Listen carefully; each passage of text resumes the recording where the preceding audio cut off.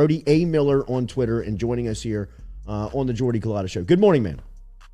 Good morning. Thanks for having me. How are you guys? Absolutely. Brody, LSU. I'm sorry, Brody. Congratulations on your first book, man. Great publishing job there. Wait, what? I said congratulations on your first book with that article. My God, it was the longest of long forms. Oh yeah, my editor sent me a sassy message. Like, really? Dude, I read it word for word. I mean, you really can't put it down because of the information that's packed in it on where LSU has had so much success in the transfer portal. And a couple of weeks back, Brody, we had a couple of guys over here for a watch party, a national championship watch party. Major Burns, Jaquelin Roy, and Jack Besh came through, and Burns was really emphatic on how much work LSU was about to start doing in the transfer portal. Little did we know that they were about to go on this barrage of commitments and players that were paying attention to LSU. Why so much success, in your opinion, before we start getting into some of the names and what's left for LSU?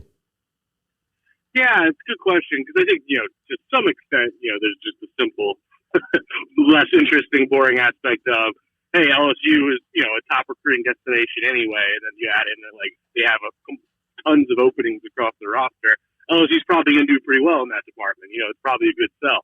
But further than that, I do think Kelly and his staff did a good job there in terms of, I gather Brian Polian was kind of made the point person on that, and I do think he's kind of taken charge and done a pretty good job there. And then on top of that, I think you got to shout out a lot of the personnel guys, Will Redmond, J.R. Belton, and so on. Guys who really have taken charge, putting the numbers together and whatnot. And what I gather talking to people is Kelly does have, in most programs, to be fair, but a pretty clear model of scholarship-wise and all these things of just the overall roster breakdown he wants it exactly to look like. And also there's an element of, I think they're trying to kind of rebuild the culture a little bit here and get rid of some guys who maybe were headaches and bring in some guys who are the right guys and whatnot. And point being, I think they had a plan in place, or at least a good bit of one. So I do think they did a really good job of kind of pinpointing needs, attacking those needs, attacking, hey, this guy's Louisiana connection, this guy's connection to Robert Steeples, all that. And then on top of that, like I said, I think LSU's just a kind of obvious pitch for a lot of these guys. We got a couple of questions coming in for Brody Miller. We'll let those build up and get to them at the end of this segment. So make sure and hashtag Ask Brody if you want any questions specific to Miller, who covers LSU here for The Athletic. Obviously, the offensive lineman that they picked up yesterday from East Tennessee State in Tremont Shorts is one that they were early to offer. And offensive line has been a point of emphasis. They got Miles Frazier, they got Shorts, and they got a couple of big-time players in the recruiting cycle. How much better or improved do you expect that unit to be next season when they take the field against Florida State? The balance to answering that is if I compare it to how good it was a month ago, I think it got drastically better. If I compare it to, I don't know if it's necessarily going to be better than October of last year or whatever. But this was an offensive line in dire straits. I mean, the 2022 offensive line looked like a disaster. So to be able to bring in a guy in Miles Frazier, first off, who freshman All-American, one of the highest graded Pro Football Focus tackles in the country. I mean, a really good player. And now you have 3 more years of eligibility with him. That's a home run. And then with Shorts, I think he's a little interesting too because he only has 1 year left, right? So he's a consistent FCS All-American, clear guy who's good enough to come in and play. And I talked to people who on the staff who basically were saying, Shorts, yeah, he's helping us year one on the field, but they were saying he's also just like a really good kid and a really good character guy. And they were kind of going out of their way to mention, like, even more than on the field part, he's just going to be an awesome guy to bring in there for that room and kind of, build that back a little bit. So I do think there's a lot of value there. It was funny. I saw in one of my comments this morning in the story, they were like, man, if either of these guys are starting LSU, we're in trouble. And I'm like, what line have you been watching? In what world are all conference guys at FAU and FCS All-Americans not good enough? Like, LSU's offensive line is not necessarily better than Group of 5 lines lately. I'm sorry, it's just kind of the truth. Pulling in guys from the Ivy League. That's not kind of the truth. That's the absolute truth. I mean, accept it. Brody Miller joining us here from The Athletic. A couple of names that people have been curious about over the last couple of days, and not want to put you on the spot is if you have gotten any knowledge on them. Allie Gay, Deion Smith, the status of those guys and where they are right now? Yeah, so Ali Gay, he has not obviously come out and said anything, but I've heard relatively confidently. Like, I don't want to be the guy coming out and reporting somebody's decision before they make it, Sure. but I have gathered he is expected to stay. Everything has been indicating he's staying. And shoot, I mean, if you even just want to read between the lines, like you look at his Twitter, it's a lot of kind of NIL type stuff he's been doing on Twitter lately. So either I've heard he's expected to stay, which obviously that is massive. Suddenly this D-line doesn't drastically even drop off from last year. I mean, obviously losing Neil Farrell and Glenn Logan's brutal, but it's going to be a really good defensive line. And then I just completely blanked on the second name. I'm so sorry. Deion Smith, wide receiver. Thank you. Yes. So Deion Smith is a tricky one, and there's the honest answers. There's only so much I can really say right now, but he is back on campus right now. Yes, that is true. But everything I've gathered, I do not expect him to be on the LSU football team this season. You know, it's a weird situation. It's kind of a poster child for just the weird time we're in right now. Sure. But he did enter the portal, obviously, a while back, and everything I've gathered is he's still most likely leaving, but I think he'd stay at LSU for a little longer before he can actually go elsewhere. What did it mean to get Micah Baskerville back, his announcement yesterday, a veteran, a guy who's played a lot of football here? What's that mean for LSU here in 2022? Yeah, I think stability is the boring answer, but it's just the answer. Like, it's because I actually like a lot of that talent in that linebacker room. You know, Mike Jones had some great moments.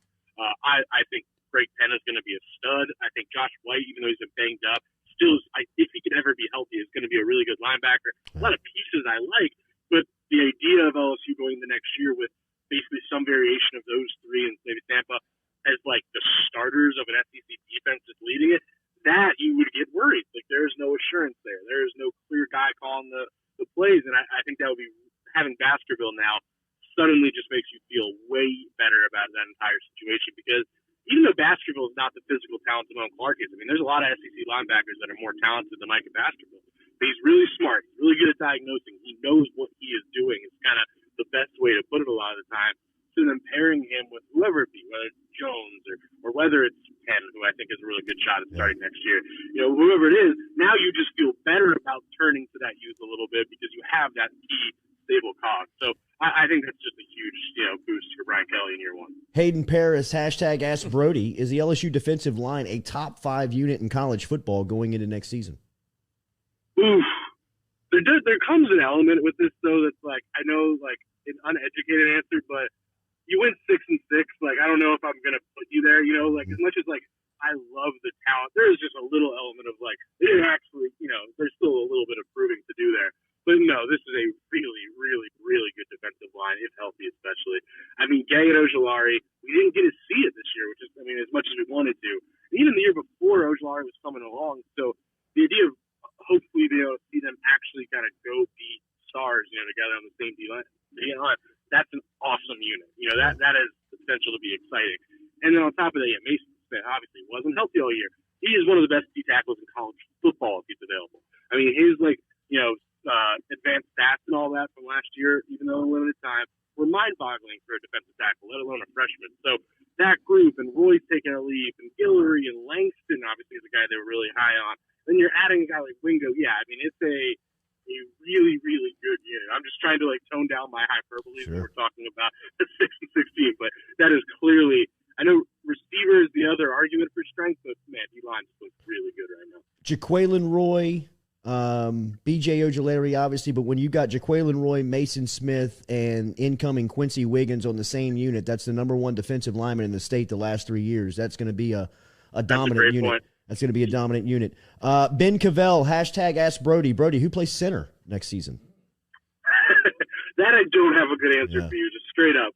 Now, Sherman Short said in an interview with, I believe, 24/7, I want to give credit to, but that he could play center, guard, tackle, wherever you need him to play, and I do believe that, and I think that's possible. I think, but other than him, there's really now Charles Turner came up as a center originally. He can play center, but Turner's just tough to count on because he is injured all the time in a lot of ways, and he really did gain some credit with the last staff for kind of being that utility guy in a lot of ways, and really being able to play 3 positions. And he's a solid player and a good athlete, long frame, but it's hard to count on him considering just how injured he is. But yeah, that I will flat out concede that is one of the bigger question marks left on this roster. Josh Hill, hashtag Ask Brody. Brody, a big need for LSU has been tight end during this cycle. Is LSU targeting any tight ends in the portal that you know of? Yeah, so I'm glad you asked, because that is something I've asked about. And just like you said, there's really one true – I think Mashburn did get a scholarship. There's only one true scholarship tight end, and that's Cole Taylor, who, by the way, didn't even really crack the field much last year. And they said most feedback I got is the tight end – the portal is not very good with tight ends right now. And I think there's a lot of guys that everyone's like, oh, Michael Trigg, we recruited him before, big recruit, why don't you go Jaleel Billingsley they didn't really go for. I've gathered he was not pursuing those guys for a bunch of different reasons. And again, I go back to, vague things like they are very specifically trying to get the right guys in a certain culture. And I think they've done their research and kind of, maybe strayed away a little bit. So they haven't loved any of the tight ends they've really seen in the portal this far. So I think that's just worth saying that, they're not going to force it just to do it. They do plan on, they would like to bring in Danny Lewis from Westgate, obviously. I think that would help those numbers a little bit. Cole Taylor's there. And the other thing I'd remind people is I've been told they do plan on leaving, I don't know how many, 1-2 spots available for after spring, because it's obviously very common for more guys to enter the portal after spring, and they might see where they're at there. What type of impact do you expect Cortez Hankton to have on this coaching staff, on the recruiting trail, and combining him with Frank Wilson in the city of New Orleans seems like a hell of a duo? It does. I think top to bottom, they've just done a pretty respectable job of building that Louisiana recruiting aspect of the staff, right? Where Cortez Hankton and that New Orleans thing with him and Frank could be really strong. You don't have an excuse for losing another Shaz Preston, for example. You just don't. And on top of that, even getting Joe Sloan, a guy who recruits the entire state well, or and Brad Davis obviously has all this experience. To kind of maybe be like your more Baton Rouge area specialist, but I really do think they've done a good job there. Hankton's tricky because it's just tough to figure out sometimes. We've seen this at LSU as much as anyone. It's tough to figure out like how much credit you give a pass game coordinator and a receivers coach, because it's like this weird accumulation of different things. But he did sign 5 top 100 receivers between 2 classes in 18 and 19. From what I gather, he didn't have some misses the last 2 years, but he's clearly a respected recruiter. He's coached at Vanderbilt and Dartmouth, which also, again, some of this might be elite, but shows he knows how to bring in the right guys and things like that. So I do think that's a no-brainer hire for LSU, a really good one for them. As you see the roster rounding up, are you starting to develop an expectation or a fair expectation for how competitive they can be in year one? Yeah, and I'm curious your thoughts on this as well, honestly, because I'm struggling with this. I mean, I do think they've done a good job of patching holes. I just think this is a more than 1 year rebuild going on. So, yeah, I think they're talented at a point where, they should win 8, but I mean, we've thought this the last 2 years. So, I'm not going to make the mistake I've made the last 2 years of thinking, yeah, they can get back to 9-10, no problem. So I think it's a fair, baseline. What do you think? I'm with you, man. It's tough to really kind of find, because what you have to battle is that they've done a really good job of restoring and kind of making themselves competitive, but Alabama's gotten better. A&M's gotten better. Tennessee's gotten better. Ole Miss has gotten better. So where they can kind of fall in the pecking order of year one is really kind of where I'm trying to land. I mean, 3rd, 4th in the SEC West, I think would be a night. If they finish 3rd in the SEC West, I think that's a really successful season for them next year. No, I think you said that better than I could. Yeah, I think you're right, because when you put it like that, it's where the wins, where the obvious wins. So I think you're right. Andrew Messina asks, hashtag Ask Brody, and we started a little bit of a wildfire before we talked to John Brady at 7:30. We were talking about Miles Brennan, and this goes into that. Messina asks, hashtag Ask Brody, are you looking forward to the Nuss-Brennan debate for the next 8 months? Because as we were talking about it, I understand the value of Miles Brennan and the recruiting pitch that Brian Kelly made to him on the stability that the quarterback room needs. I don't know if he can hold Nuss off all season just because of his talent and the quarterback competition. That's just kind of where we were going with it. And that's no disrespect to Brennan. It's more of just kind of an outlook on where Nussmeier could be in year 2 from, the growth that I expect him to make in the experience he got in year 1 going into year 2. I think that Brennan is QB1 today, but once you get on the field, I think that could change maybe quicker than later, with a move. No, I think that's really well put, because you're right. I mean, there's just an element of Nussmeier where you assume he takes the leap. Well, Brennan, like, again, no disrespect, he's like 23. There's some extent you're not going to make a massive leap right now. So, yeah, I think there's a lot of validity to that. I think the thing I just keep going back to, and this is just what I think, this is not information, but I just think there's something to Kelly really wants stability in year one, especially with the question marks across this roster, especially with just the, instability a little bit. I kind of get the sense that year one, he's really excited about the idea of having a quarterback who is a redshirt senior, who will not make mistakes. He will not, force things. And maybe down the road, I think he might be down for a little more volatility. But I think he's really excited about having that idea of this veteran guy who knows what he's doing to help alleviate some other problems. But I do have that same question. Just like Nussmeier might just blow people away. He's talented. And it's tough because, we're making Brennan sound like the boring, team manager. And it's like, dude, the guy's the biggest arm. He's a cannon, and he's threw for 40 yards a game nearly. So it's tough. So I think I'll have a better answer when we just see what Brennan looks like healthy again. But my gut says Kelly wants reliability this year. No, it's fair, and I buy it, because I think that's what he sold him on, and I think that was his recruiting pitch, that you're to Brian Kelly, Miles Brennan was a must get because of the stability that he wanted in that quarterback room. Hey, last one, I'll get you out of here. Make sure you're reading the work over at The Athletic. Get the subscription today. It is very beneficial if you're an LSU football fan to get some of this information that we're talked about from Brody Miller. This latest article was published last night, and it's a must-read for LSU fans, as it gives you really a kind of step-by-step process of how Kelly has gotten to this point with the transfer portal. Outside of the portal, you got to build the class and the program through recruiting. How have you heard they have positioned themselves for this first Wednesday in February with guys on the board like Jacoby Matthews and Trevante Citizen, and even Harold Perkins is still on the board? Yeah, I'm always going to be the first to say, Billy Shea, some of these guys just dominate this stuff. I'll always, I've gotten a sense they feel pretty, they're in good position, right, with Matthews and Citizen. I do think they feel pretty confident. I don't think you're ever 100% with those guys until the last day. Perkins, I have guys that they're 100% in the mix for. They are in the mix. They're making it a fight. There's just it's an uphill battle, so I'm not going to, if I was on 24/7, I don't know if I'd be putting a crystal ball in or anything like that for Perkins. But yeah, the others are obviously Danny Lewis, and there's been some buzz about John Rhodes, out of Texas, another speedy receiver they could look into adding. So if I had to chuck up a guess, I would guess they get 4 more high school guys, whether that be Citizen, Matthews, Lewis, and Rutledge, or whatever it is. And then, you have 4 more spots for transfers. That would be my guess. But then that would be a pretty successful, window, in my opinion. Brody A. Miller on Twitter.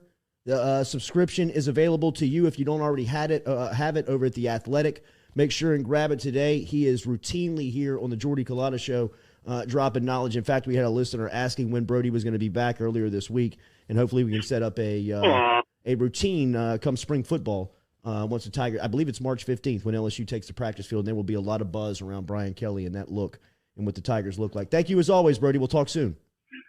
Yeah, a lot of fun, guys. Take care. Always. There he is, Brody Miller checking in.